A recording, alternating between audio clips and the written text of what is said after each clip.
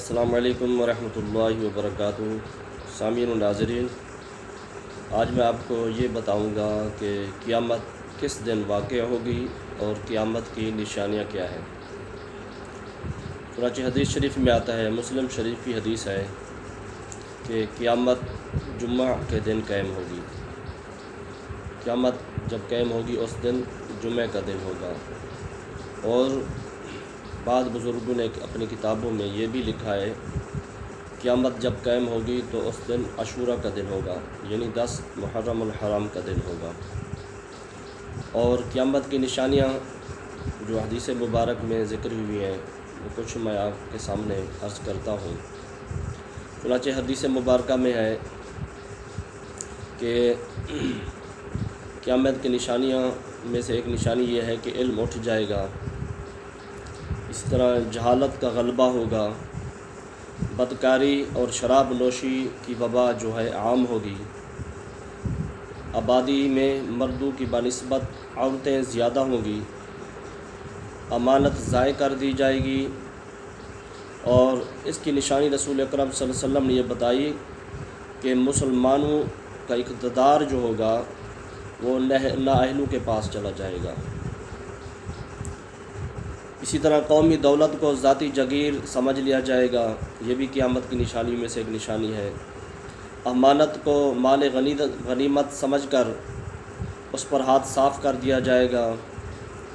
لوگ زکوٰۃ کو تاوان اور جرمانہ سمجھیں گے، یعنی دیں گے تو بے دلی سے دیں گے، یا تو دیں گے ہی نہیں بالکل، یا اگر دیں گے تو بے دلی سے زکوٰۃ دیں گے۔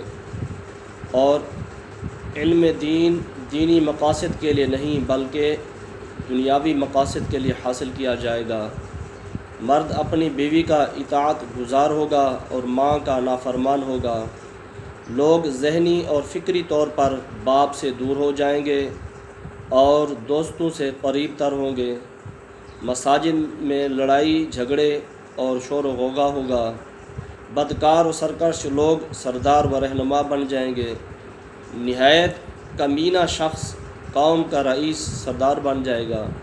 بڑے لوگوں کی تعظیم ان کے کسی علمی، ادبی اور اخلاقی کمال یا تقوی کی بنا پر نہیں ہوگی، بلکہ ان کے شر کے خوف سے ان کی عزت کی جائے گی اور ان کے سامنے عاجزی سے پیش آیا جائے گا تاکہ ان کے نقصان سے بچ سکیں ہم۔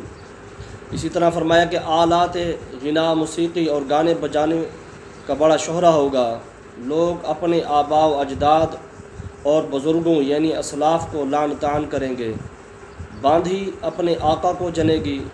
وہ لوگ جو کبھی چرواہے تھے، جوتے لباس تک کے محتاج تھے، جن کے پاس لباس پہننے کے لیے نہیں ہوتا تھا، جوتے پہننے کے لیے نہیں ہوتے تھے، ایسے لوگ بڑے بڑے محلات تعمیر کریں گے۔